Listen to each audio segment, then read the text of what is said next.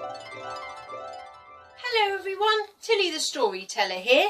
I'm going to be reading a story called Slow Down Bruce. So if you're comfortable, I shall begin. Get yourselves ready. Right, here we go. On Old MacDonald's farm, no one works harder than Bruce the farm dog. Except, of course, Old MacDonald.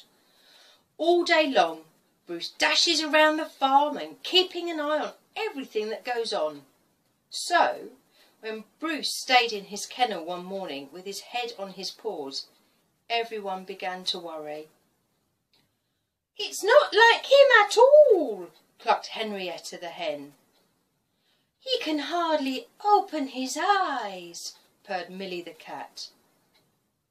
"I've never known him have a day's illness in his life," said old George the horse.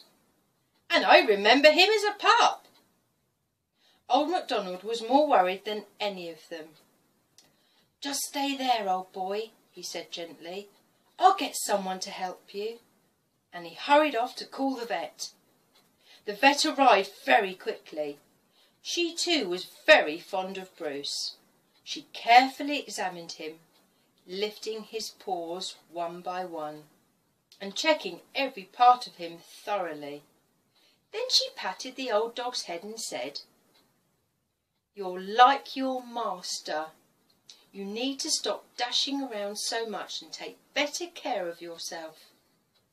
You'll be fine in a day or two, but just slow down, Bruce.